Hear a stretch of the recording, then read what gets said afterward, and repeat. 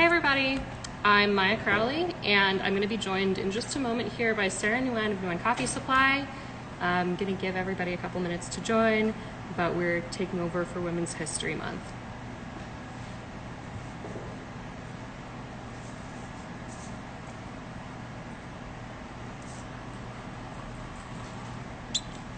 Hello.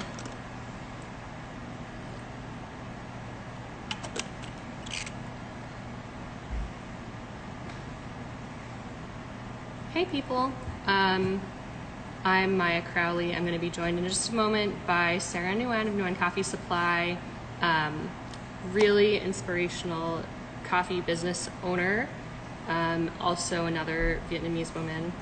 Hi Sheila. So she should be joining shortly, but if anybody has anything they would like us to talk about today, feel free to drop it in the comments.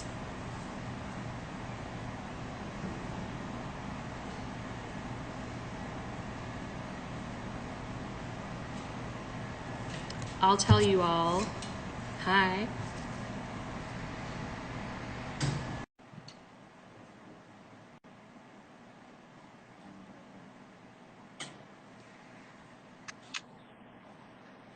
Hi, Maya. Hi, Sarah. Hi. Happy Women's History Month. Happy Women's History Month. I'm so excited to talk to you today. Likewise. I just introduced myself a little bit. For those of you who don't know me, I volunteer with the U.S. chapter of the SCA, and I also own Uncommon Coffee in Essex, Vermont, which is behind me here. Sarah, would you like to introduce yourself? Sorry, Maya. I had to pull that's okay. lines down. It's so bright in here. Hi, everyone. My name is Sahra Nguyen. I'm the founder of Nguyen Coffee Supply. We are a specialty Vietnamese coffee we're a specialty Vietnamese coffee importer and roaster based here in Brooklyn, New York. Welcome. Yeah. Thank you for doing your takeover the other week too. It was really lovely, and I loved seeing your content. Of course. Thanks for having me. Yeah, thank you again for joining. I'm really excited to talk to you today. You're somebody I've looked up to for a long time, and obviously as another Vietnamese person, it's great to see representation out there. Yeah, I think it's really cool. I feel like it's been growing, I think in part to I think part of it is like our generation being like first gen or like, immigrant or like 1.51. Like, I feel like we're all growing into these roles now where we get to like make certain decisions. We get to have more influence, right? And so it's really been cool seeing our generation just kind of like do our own things, bring our unique perspectives. I agree. I also really love seeing the way you represent your cultural background in your company. And I would love to hear a little bit more about kind of what your origin story there is. Yeah, absolutely. Sorry, Maya, I'm really annoyed by this overexposure. Okay. I swear I tested this earlier, and it was not this bright. Yeah, so to your question of just like my cultural background heritage, I feel like it's just such a really a natural part of the brand. Like it's just there because I'm Vietnamese American. My parents are from Vietnam. They're immigrants, they're refugees, and our business is all about Vietnamese coffee and Vietnamese coffee culture. And so it's just very natural, right? And I think one, of course, is the product. Like, I love Vietnamese coffee, and there's also like this whole shift that we're trying to do with just like bringing robusta coffee into the specialty coffee community and industry, and thinking about the future of sustainable coffee farming, what that looks like. And if you look into it, robusta coffee is like kind of deemed as like part of coffee's sustainability in the future. And then so there's like the product piece, but then of course, in addition, like cultural, like we're really big on sharing our culture as well. And that's just because I grew up as a Vietnamese American, and I think when we're enjoying coffee, there's so much that's shared in that moment in addition to a cup of coffee, right? It's like our experiences, our days, and like everything. And so yeah, it's just it wasn't really like it wasn't even like this big strategy, like how do I build a company that's like with my culture. It just happened naturally because I think of just me growing up as a Vietnamese American. Definitely. I can relate to that too. And to touch on the robusta piece there, I had a conversation at Rico Symposium in 2019 with a coffee roaster, Emmy Beth from Uganda, and she asked me, she was like, why does no one talk about robusta in the US? And I I had not given it much thought up until that point. I tried a couple of Robustas, but it wasn't a part of my everyday coffee routine. And so I remember being like, that's a great question. And there's really no reason. Well, there's kind of no reason, but there is. And real quick though, Maya, I have to ask: is it Robusta or Robusta? Everyone I talk to says it a little bit differently. Which you've been in the industry for a very long time. Is it Robusta or Robusta, or is it interchangeable? I say Robusta. I've heard both though, and I honestly don't think it matters that much because we all know what we're talking about. Like, yeah. We understand each other. That's what's important. Right. I kind of just like switch depending on who I'm talking to. It's like the coffee code switching. But I usually lean towards Robusta because it's so robust in profile. It is. And to your question of like, oh, why is that? I was asking myself the same thing when I first started thinking about this company in 2016. That's like, how come no one talks about one, Vietnamese coffee in the specialty community, then two, Robusta coffee beans, because Robusta is dominant in Vietnam's coffee production. I was wondering the same thing, so then I would kind of Google it, and then of course I found all these like articles, like just totally trashing Robusta coffee, and I was like, that's really, and it was just so odd to me, Mai, because I think if I was someone who has never experienced Robusta coffee or Vietnamese Robusta, I would probably just believe these articles are like, oh yeah, okay, that must be why. But I'm like, this can't be true. Like, that's just so far from my experience. And it makes me think about the world of like gatekeepers and like marketing and, narrative control and who's creating these narratives, who's perpetuating it. And then like, how do we not just break that narrative, but just like bring a new perspective to expand the narrative, right? Yeah. I mean, I know growing up Vietnamese, I didn't grow up with my Vietnamese parent. I'm mixed. So I don't have the same experiences that you do about a lot of this. And also my Vietnamese father doesn't drink coffee at all. I've probably seen him drink like 1 cup of coffee in my entire life.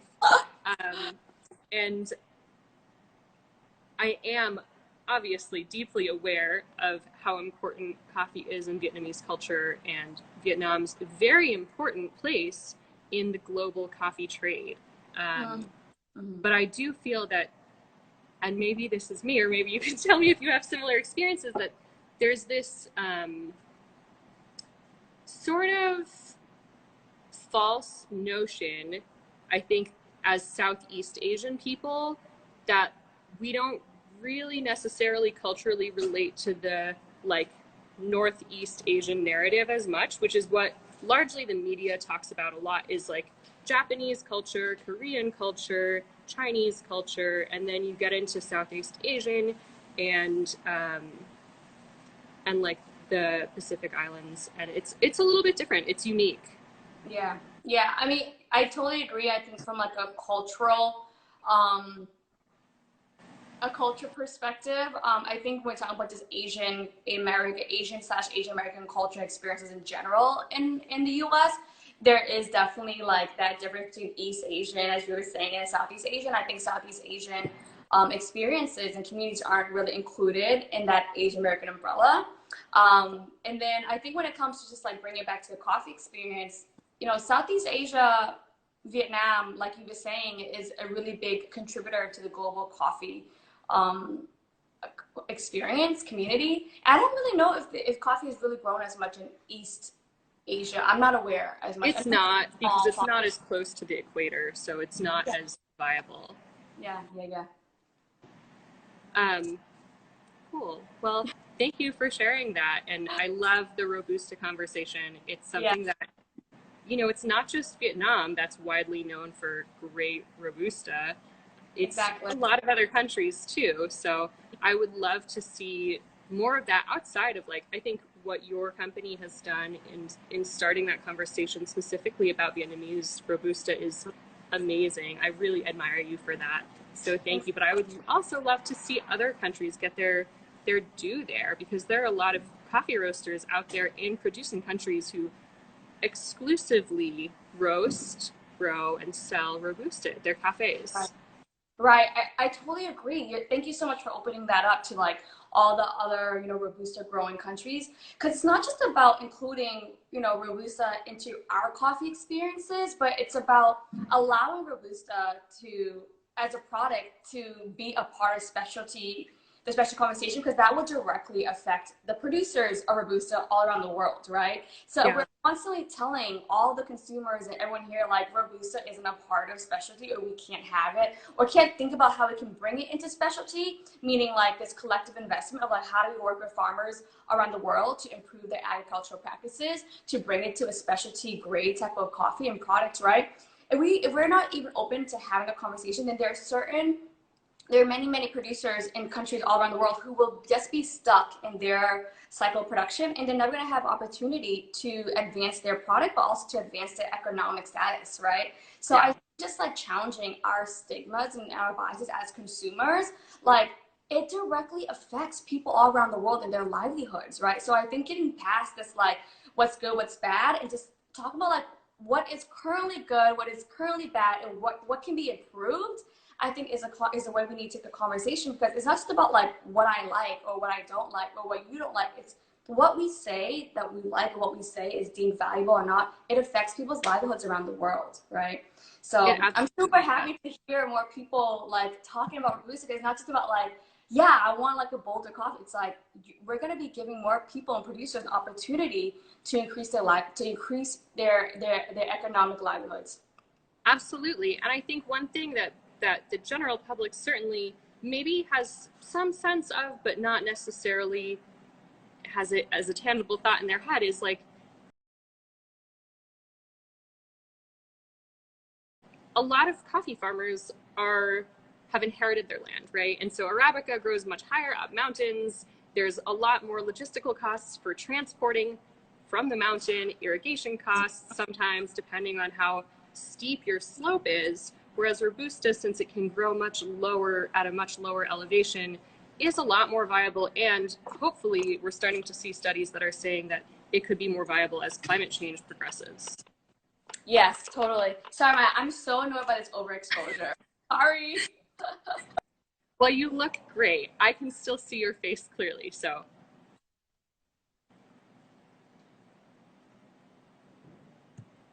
Sustainability, you make such a great point about the cost of not just Arabica, but like specialty Arabica. It's such a high cost, right? And oftentimes the producers are eating those costs, right?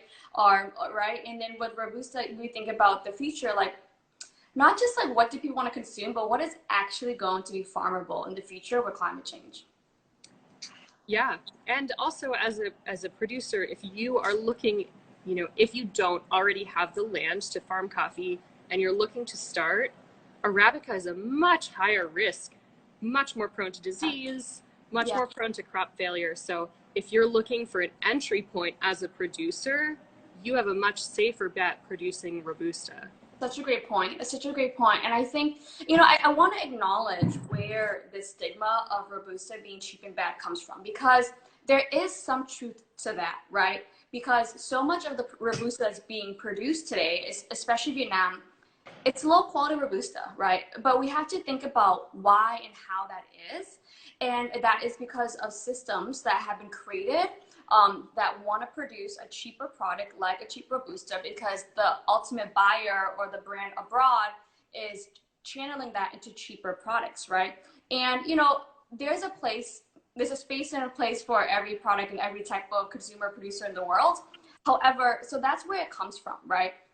So I want to acknowledge that, because I want to acknowledge that there is truth to that, but then I want to acknowledge that that is a human created system, and as humans we can evolve that system to allow room for Robusta to be improved and to find premium specialty Robusta, right? And we all know that it takes time, to bring a product, a coffee bean, to a specialty grade product. It takes time of learning the agricultural land. It takes time to teach producers the practices. It takes time to invest in like the proper equipment and fertilizers. So we're thinking about the future. We should start that collective investment with all of our partners now, so that it gets better, every year, right? Like, for example, I work with, I'm a member of the International Women's Coffee Alliance in Vietnam, and which just got started in 2019. And, we're starting really small, where it's like, this year we're going to plant 250 new coffee trees. And then this season, we're teaching everyone to handpick 80% ripe cherries. And then next season, maybe it'll be like 90% ripe cherries, right? Because there's a process to helping producers elevate and advance into specialty. And so yeah, I think starting early and start this conversation now for the thing about the future of not just coffee, but the future of people's livelihoods, it's just so important. It absolutely is. Thank you for sharing. Mhm. So, on a less kind of dense topic, I would love to talk about both of our daily coffee rituals. I heard you talk a little bit Yeah. about it the other day on your takeover, um, but let's let's go. What is your daily coffee ritual? Oh, my daily garden ritual. I thought you were gonna talk about yesterday's events in Atlanta. When I heard you say dance and it kind of went up. But my daily coffee ritual. Okay, so I have two main coffee rituals. The first thing in the morning is I am pretty obsessed with my La Marzocco Lene Mini.